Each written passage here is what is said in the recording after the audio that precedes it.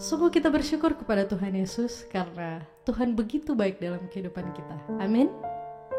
Kembali lagi kita berjumpa dalam program Renungan Harian Gereja Masehi Injili di Minahasa, edisi 4 Juli 2023. Saudaraku yang terkasih dalam Tuhan Yesus Kristus, sungguh kita bersyukur bersuka cita kepada Tuhan, Sang Sumber Rahmat, yang tiada henti mencurahkan rahmat-Nya atas kehidupan kita.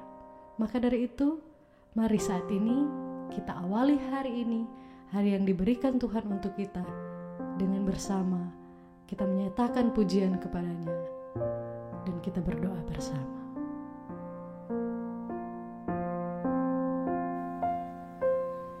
Datanglah ya sumber rahmat, selaraskan hatiku, menyanyikan kasih selamat yang tak kunjung berhenti. Ajar aku madah indah kitab balai sorgamu.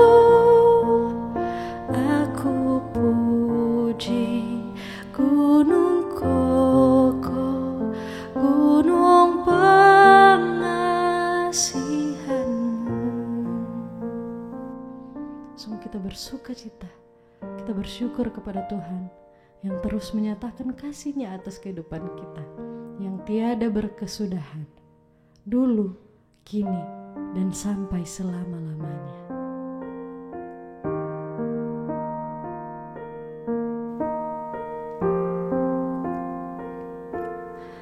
Datanglah ya sumber rahmat, selaraskan hatiku, menyanyikan kasih selamat yang tak kunjung berhenti.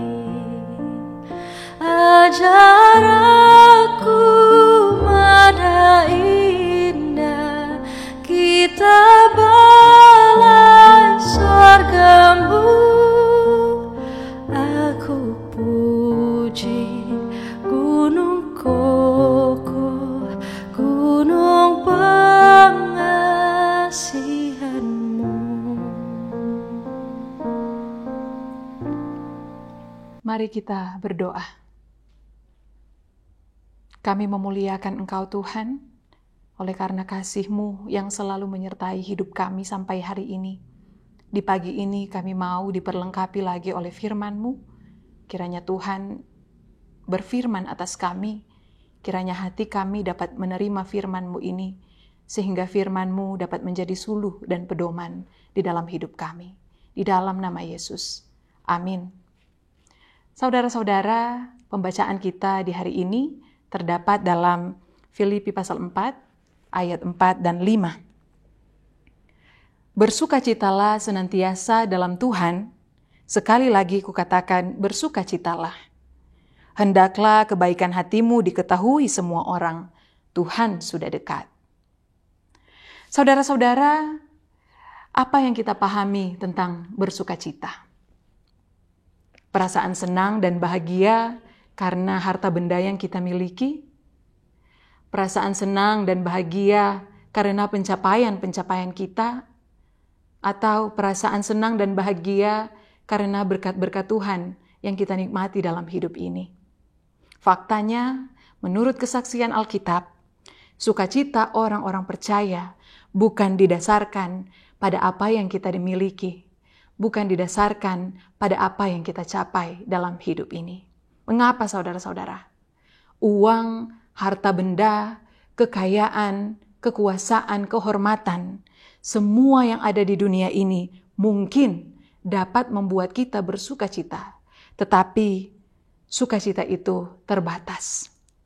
Ketika kita menaruh sukacita itu atau mengukur sukacita kita dengan hal-hal di dunia ini, maka ada masanya kita akan kehilangan sukacita itu. Itulah sebabnya saudara-saudaraku dalam bacaan kita di hari ini, Rasul Paulus berkata, bersukacitalah di dalam Tuhan. Dalam surat Filipi ini ada sampai 12 kali Rasul Paulus menyebut kata bersukacita bagi jemaat di Filipi. Meskipun Rasul Paulus ketika menulis surat ini dia berada di dalam penjara, tetapi karena imannya kepada Kristus, dia dapat bersukacita dan dapat mengajak jemaat yang ada di Filipi untuk bersukacita. Rasul Paulus bersaksi dan memberi teladan kepada jemaat bagaimana sukacita yang sesungguhnya di dalam Kristus. Bahwa sukacita surgawi, sukacita yang tidak terbatas, sukacita yang tidak dapat diambil oleh orang adalah sukacita di dalam Tuhan, yang bersumber dari Tuhan. Saudara-saudara, kalau saya bersukacita, kalau kita bersukacita, sekalipun dalam keadaan sulit, sekalipun kita berbeban berat, sekalipun kita sakit, kita berduka, kita mengalami berbagai musim kehidupan, tetapi kita bersukacita karena Kristuslah dasar sukacita kita. Karena Kristuslah sumber sukacita kita. Karena Kristus pegang kendali atas hidup kita, kita bersukacita karena Kristus yang punya milik kehidupan kita. Kita bersukacita karena Kristus sudah mati di atas kayu salib, menebus dan menyelamatkan kita semua, saudara-saudara. Itu dasar kita bersukacita. Sukacita kita ditentukan oleh iman kita kepada Kristus, bukan ditentukan oleh perasaan kita. Dan sukacita ini, saudara-saudaraku, hanya dapat kita peroleh kalau kita hidup di dalam Tuhan. Kalau hidup kita dituntun oleh Roh Kudus, kalau Roh Allah memenuhi hati dan kehidupan kita. Saudara-saudara, melalui sukacita ini, Rasul Paulus mengajak jemaat di Filipi supaya kiranya kebaikan hati mereka juga diketahui oleh semua orang. Ia mengajak jemaat supaya dapat bersaksi dalam kehidupan ini. Sukacita dalam Tuhan yang kita miliki harus berbuah dan dinikmati oleh semua orang. Itulah sebabnya betapa penting kebaikan hati kita diketahui dan dinikmati oleh semua orang. Supaya orang-orang yang menyaksikan dan menikmati kebaikan kita pun dapat menikmati kasih dan kebaikan Tuhan dalam hidup ini. Sehingga mereka dapat melihat Kristus dalam hidup kita karena kebaikan hati kita dapat dilihat dan disaksikan. Saudaraku, saya tidak tahu keadaan kita saat ini. Saya tidak tahu keadaan saudara saat ini. Mungkin ada yang berduka, ada yang sakit, ada yang berbeban berat, ada yang mengalami berbagai-bagai gumul dalam hidup ini. Tetapi hari ini saudara, firman Tuhan mengingatkan kita, memberi kekuatan kepada kita, bahwa apapun keadaan kita, bagaimanapun keadaan kita, apapun musim kehidupan kita dalam hidup ini, tetaplah bersukacita di dalam Tuhan. Karena dengan bersukacita kita akan memperoleh kekuatan.